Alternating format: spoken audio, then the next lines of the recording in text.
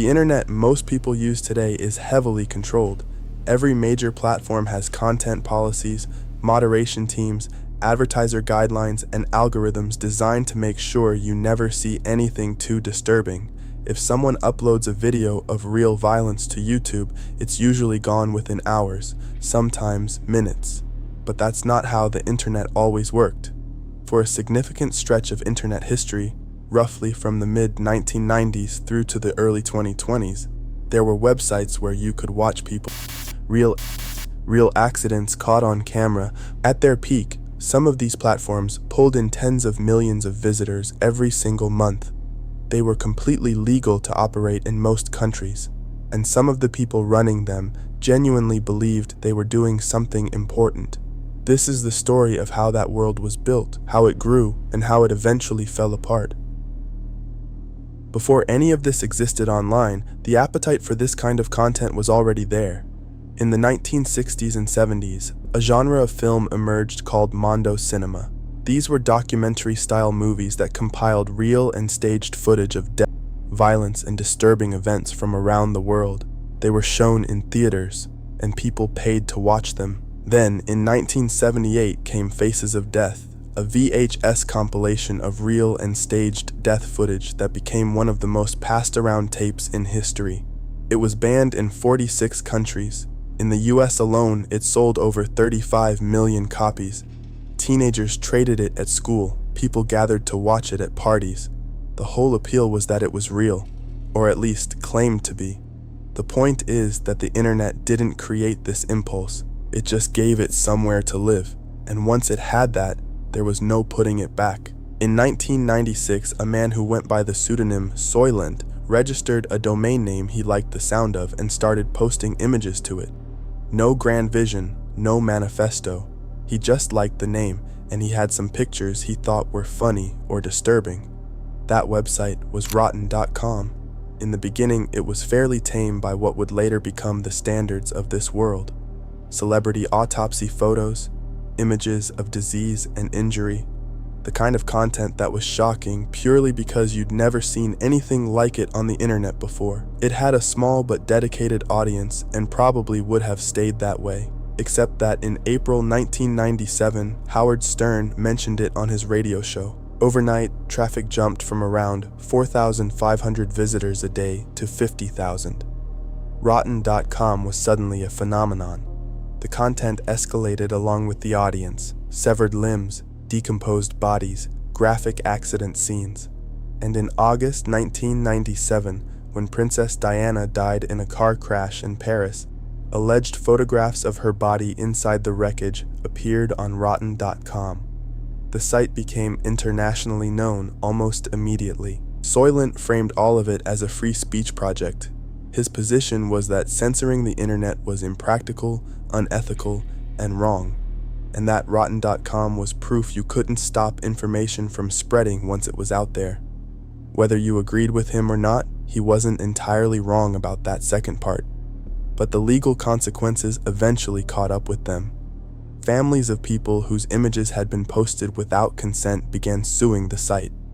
The owners faced repeated legal challenges over the years, and in the meantime, the imitators Rotten had inspired were already building something bigger. In 2000, a new site launched under the slogan Uncover Reality. It was called Ogrish.com, and it took everything Rotten had built and pushed it further. Where Rotten was mostly static images, Ogrish hosted video, and where Rotten's content was scattered and random, Ogrish had a clearer focus: war footage, and graphic material from world events that mainstream news outlets had decided the public shouldn't see. The founders positioned it as a reality check, a place where the sanitized version of the world that the media fed you was replaced with the actual truth of what was happening. That framing got a serious test in 2002 when Ogrish hosted footage of people jumping from the Twin Towers on September 11th. It was content that every major news network had made a deliberate decision not to broadcast. Ogrish put it online anyway, traffic exploded, and the site became known globally almost overnight. Over the next few years, it became the go-to destination for footage of the Iraq War terror and other graphic content that existed nowhere else online. It had a massive audience and a clear identity. But by 2006, the founders felt they had taken Ogrish as far as it could go. They wanted to build something with more legitimacy, something that could make a stronger case for why this content deserved to exist. So they shut Ogrish down. And on the exact same day, October 31st, 2006, they launched something new. That something new was LiveLeak. It launched on October 31st, 2006, Halloween, built by the same team behind Ogrish. The only public-facing member was a man named Hayden Hewitt. The rest of the team stayed completely anonymous throughout the site's entire existence. Hewitt was based in London. The servers were in the US, and from day one, he was very deliberate about how he framed what LiveLeak was. This was not a gore site. This was a platform for citizen journalism. Real footage of real-world events, politics, war, civil unrest, things that were happening that powerful people would prefer you didn't see. That was the pitch. And to be fair to Hewitt, it wasn't entirely dishonest. LiveLeak genuinely did become a place where whistleblowers uploaded footage, where war correspondents shared material that mainstream outlets wouldn't touch, where footage of police brutality and political violence found an audience when it had nowhere else to go. But it was also a gore site. Both things were true at the same time. The first major moment came in 2007 when LiveLeak obtained and published leaked footage of Saddam Hussein's execution. It spread everywhere almost instantly. It was significant enough that the White House press secretary mentioned LiveLeak by name in a press briefing, which for a website that had existed for less than a year was an extraordinary moment. That same year, a BBC Panorama investigation reported that footage of children as young as 11 fighting was being uploaded to the site. Hewitt's response was characteristically blunt. He said, "All of this is happening. This is real life. This is going on. We're going to show it." In 2008 came one of the most controversial moments in the site's history. Dutch politician Geert Wilders had made a short film called Fitna, an anti-Quran film that had been refused distribution by almost every platform that had seen it. LiveLeak agreed to host it. Within days, death threats were coming in directed at Hewitt and his family. He temporarily took the film down for their safety, then reposted it. It was eventually removed again over a copyright claim. But the episode cemented LiveLeak's reputation as a platform that would go where others wouldn't. Then in 2014, ISIS released a video showing the beheading of American journalist James Foley. YouTube took it down. Facebook took it down. LiveLeak hosted it. In a single day, the site recorded over 3 million unique visitors. But shortly after, Hewitt did something that surprised a lot of people. He updated the platform's policies to ban all ISIS videos going forward. His reasoning was that he didn't want LiveLeak becoming a propaganda tool for a terrorist organization. It was one of the few lines he ever drew, and it drew a lot of criticism from the site's own community. By 2019, the world had changed significantly. When the Christchurch mosque shooting happened in New Zealand and the attackers' livestream footage began spreading online, it ended up on LiveLeak. Australian internet service providers responded by blocking the site entirely to prevent the video circulating. LiveLeak issued a public statement saying it would not host the footage and did not want to become, in their words, a vehicle of choice for those who carry these events out. That statement said a lot about how much had shifted. The site that had spent 13 years arguing that everything deserved to be shown was now drawing lines it hadn't drawn before. On May 5th, 2021, LiveLeak shut down permanently. There was no dramatic final statement. Hewitt described 15 years of running it as brutal, a constant barrage of legal battles, content disputes, revenue problems, and attacks from every direction. He said the team simply didn't have it in them to carry on fighting. The URL now redirects to a site called ItemFix, a safe-for-work video platform with strict content policies. The contrast couldn't be more stark. While LiveLeak was busy trying to justify itself as citizen journalism, another site launched in April 2008 that made no such attempt. BestGore was founded by a Canadian-Slovak man named Mark Merrick. based in Edmonton, Canada. There was no pretense of journalistic purpose. The site hosted real murder, real suicide, and real accidents, all accompanied by Merrick's own heavily opinionated commentary. He was blunt about what the site was and unapologetic about running it. His justification was simple: this is reality, and people deserve to see reality. He compared the graphic content to warning images on cigarette packets, confronting but honest. At its peak, BestGore was pulling in an estimated 15 to 20 million visitors every month. No mainstream advertiser would touch it. Merrick claimed the site cost more to run than it ever made in revenue. He ran it anyway. But to understand what BestGore represented and what all of these sites represented, you need to know about a case that predates it by a year. A case that produced what many people consider the most disturbing footage ever to circulate on the internet. In the summer of 2007, two 19-year-olds named Viktor Sayenko and Igor Suprunyuk went on a killing spree in Dnipropetrovsk, Ukraine. Over the course of 21 days, between June 25th and July 16th, they murdered 21 people. Their victims were chosen completely at random. Women, elderly people, children, homeless men, a pregnant woman. There was no consistent motive. They killed because they wanted to, and because they could. They didn't just kill these people. They filmed 12 of the 21 murders on their cell phones and took over 300 photographs. They attended some of their victims' funerals afterward and posed for photos at the grave sites. The spree ended when a 14-year-old boy named Vadim Lyakov managed to escape one of their attacks and ran to police.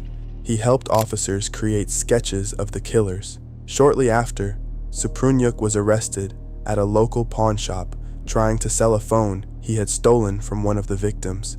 Sayenko was arrested days later. When police examined their phones and computers, the evidence was overwhelming. In February 2009, both Sayenko and Suprunyuk were found guilty of all 21 murders and sentenced to life imprisonment, the maximum penalty available under Ukrainian law. That should have been the end of it, but it wasn't. In December 2008, more than a year after their arrest, one of the videos leaked onto the internet. It showed the murder of a 48-year-old man named Sergei Yatsenko. It spread across BestGore and every other major gore site almost immediately under the title 3 Guys, 1 Hammer. It became one of the most widely viewed and widely discussed pieces of footage in the history of the internet. People who had never heard of gore sites suddenly knew what they were because of this video. The killers were already behind bars. The video's spread didn't free them or protect them or change the outcome of the case in any way. What it did was keep Sergei Yatsenko's final moments circulating online indefinitely, viewed by tens of millions of people, on platforms that had no obligation to take it down and no intention of doing so, and it inspired people. In 2010 and 2011, two teenagers in Irkutsk, Russia carried out their own killing spree. They killed 6 people. When they were caught, they explicitly named the Dnipropetrovsk case as their inspiration. They had found the video online. That is what these platforms made possible. Not just the hosting of disturbing content, but the spread of it, years after the fact, into the hands of people who were looking for exactly that kind of inspiration. BestGore shut down on November 15th, 2020. Mark Merrick said he was moving on to other interests. He gave no further explanation. At this point, it's worth asking a question that tends to make people uncomfortable. Why were millions of people visiting these sites every month? Who was actually watching this content?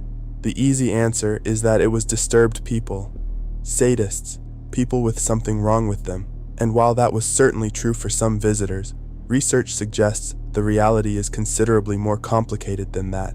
Psychologists have documented something called excitation transfer theory, the idea that the body's strong physiological response to graphic or frightening content creates a kind of neurological pull. The spike in adrenaline, the heightened heart rate, the state of alertness it triggers, these responses can make the experience compelling in ways that are difficult to explain rationally, even to the person experiencing them. It's part of the same mechanism that makes horror films popular. The difference is that horror films are fictional and these sites were not. There was also a cultural element within certain internet communities where viewing this content became a kind of test, a rite of passage, proof that you were someone who could handle reality when others couldn't. These sites cultivated that identity deliberately. Rotten.com sold merchandise. BestGore had a comment section where regular visitors built reputations. There was a community around this content, which made it stickier and harder to walk away from. And then there was the argument the platforms made themselves. Mark Merritt claimed he received messages from viewers who said the site had talked them out of risky behavior, that seeing the real consequences of accidents or violence had made them more cautious.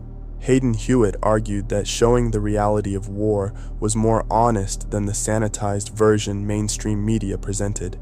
Whether those arguments hold up is a different question, but they weren't entirely made up.